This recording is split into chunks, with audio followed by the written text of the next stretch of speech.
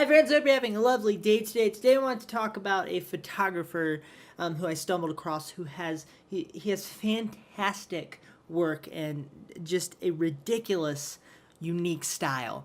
His name is Christophe. I'm gonna try this Jacrot, I think, and I found him on Instagram, and the first thing I noticed about his work is just for one, this consistency of the type of photos that he creates is this very consistent, focused type of work, and his mood that he creates with his work as well.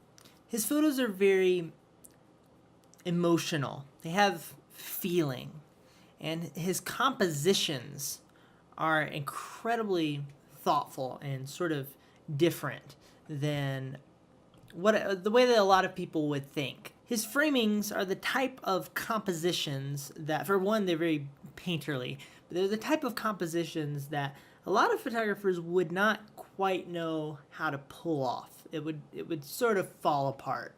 His use of light is something that I could spend hours on. He often uses a balancing warm light source to contrast against the coolness that is around, which leads to one other thing. He's very obsessed with snow. But anyway, part of the way he uses light is very dramatic, and part of the way he uses light is very subtle. And a good example of the subtlety is the way that he integrates fog into his scenes to create a dramatic sense of depth. He's able to create this very elegant and intriguing ballet of different light sources that often are minimal, but often are not minimal. Often there's quite a bit going on, but he organizes this chaos into a beautiful, structured, thought-out scene.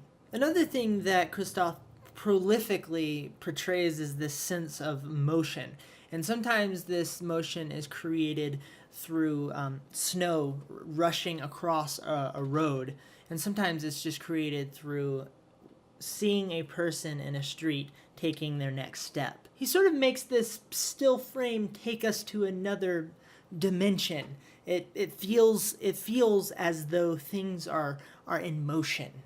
In photography, there is shooting to capture what you see, and then there is shooting to capture what you feel. I think Christoph does a fantastic job at capturing what he either feels or a feeling he wants to create. One final point that you see throughout his work is this dramatic sense of desolation. Even if there's a person in the shot, you feel like that person is alone. It feels sort of lonely, but at the same time sort of weirdly inviting. Here we have a photo that demonstrates a lot of what I've been talking about so far. We have this sense of desolation. It feels like some sort of zombie nuclear apocalypse town, or just slash a normal day in Russia. The color tones also balance in an interesting way here, in a very subtle way. You have these warm buildings, these what looks like brick buildings, representing the warmer side of the color spectrum, and then the rest of the photo is sort of blue, and then you have this single focused point of two lights coming at you. You know exactly what that is. That's a car or some sort of demon dog. All of that, along with the haze, comes together into a very moody photo. Compositionally, this is weird. It's strange that you have these buildings kind of poking up on the left side, and one of them's kind of halfway in the frame and half not, and on the other side you have this smaller building that's, nice, slender, only maybe a couple stories tall.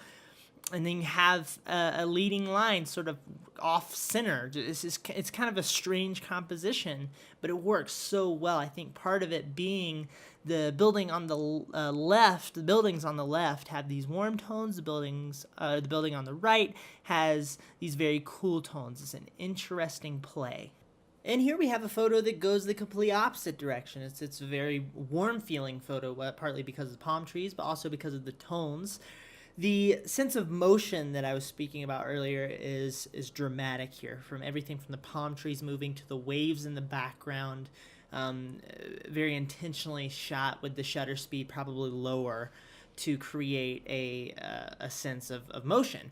Also, the raindrops on the lens provide for this, more of a mood, obviously, but also it makes it feel like rain is flying everywhere. So it also lends to this sense of motion. Interesting play on colors as well here.